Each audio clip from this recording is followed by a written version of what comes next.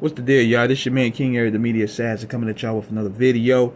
So apparently, I was watching War Games last night, and I gotta say this: not only was Blood and Guts better for both the men and the women, the AEW special that they did. Why? Because it felt like the teams had real beef. It had intensity. It was gritty. It felt like real conflict was about to really start to emerge. But I didn't get it with the WWE because number one, the shit felt too polished. You know what I mean? They took the cages away from where the talent had to wait outside and from leaving the cage and running to the ring, and they used entrances instead. So I was like, what is this Hollywood shit? So then you got the women time. I'm gonna start with the women. Aside from Becky and AJ Lee and Rhea, Io, and the Kabuki Warriors, it felt like the rest of them were just slapped there because there was no story, there was no things to build as it make it feel like it was an epic clash.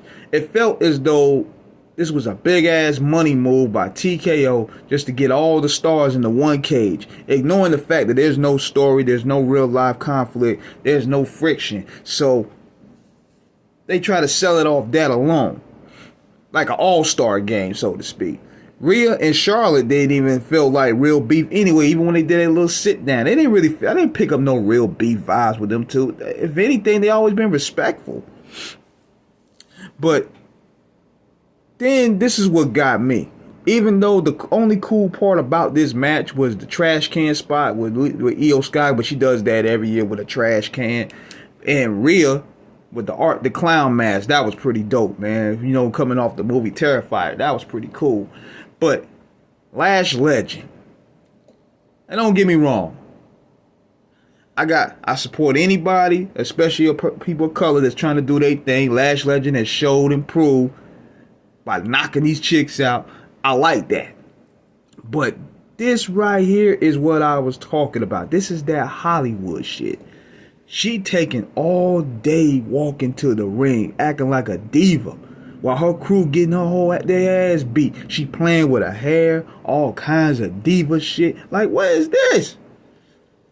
This what made it feel like there was no war, no intensity, nothing. This doesn't play onto the War Games concept at all. It just felt like putting a bunch of stars in a cage match with no rhyme and reason. And it jumped the shark. Now, as for the men, it was fared a little bit better due to the tribal chief and the beast incarnate, but it suffered from the same fate. Now, you could tell Cody Rhodes and CM Punk, they tried to restore that old school feeling back by bleeding and stuff like that. Roman Reigns and Brock Lesnar's clash was cool to see, but the rest of this shit just didn't feel like War Games, bro. Then you had Jey Uso doing the damn concert, gyrating on top of the damn cage. I'm like, hold on, motherfucker, you in war? What are you doing gyrating and you doing a concert? You know what they should have done? They should have at least, to sell the concept of War Games, have the Usos come out to the Uso penitentiary shit. But whatever. The match goes on, and then suddenly they pull a WCW move and have CM Punk attacked by a masked man.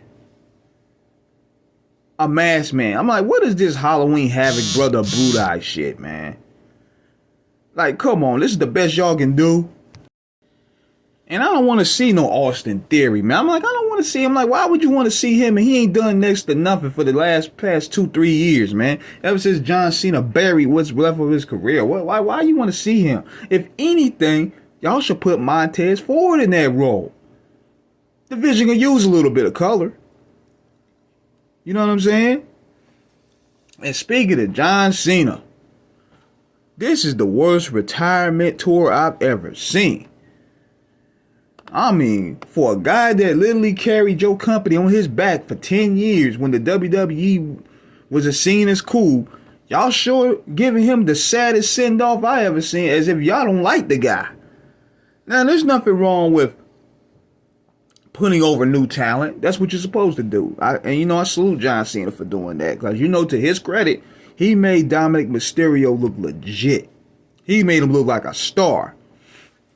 It was a great match. But why would you have John Cena getting his ass whipped by women? You have John Cena getting power bombed by Rodriguez. Are you fucking kidding me? This is how we sending off a mega star? No beef with Dominic, even with Liv Morgan turning. But then again, where do we go from here? Are we back to this Judgment Day shit? Like, damn, this thing been going on since 2021. They're gonna keep doing the same thing over and over again, teasing and making the same passive aggressive teases. Ooh, well, then you're gonna have JD and Dom going at it. Finn and Dom going at it. Then you're gonna see tease tension for the past next year. But this pay-per-view overall was whack, man, because I agree that I would agree with the 5-match format back in the day because, man, Vince McMahon talent pool was lacking. But considering this era today with the talent pool has been crazy since 2002, there's no excuse for no 5-match PLEs. None. So yeah, man, that's my little review about that, man. I feel that the War Games need to be axed at this point, man. It served its purpose, man. And they can't redo what WCW did, man. Like, y'all keep doing that, but WCW recreated that. Y'all can't do it. Just like y'all tried to do Benoit and Booker T years later. It didn't have the magic like the first one in WCW, the best of 7. Y'all try to do Eddie and Ray. Y'all, those matches they did at the WWE ain't matching Halloween Havoc 97. Y'all can't do it, man. The NWO, y'all can't do it, man. And it's showing with the War Games now. So let me know what you guys think. Subscribe, hit the like button, peace.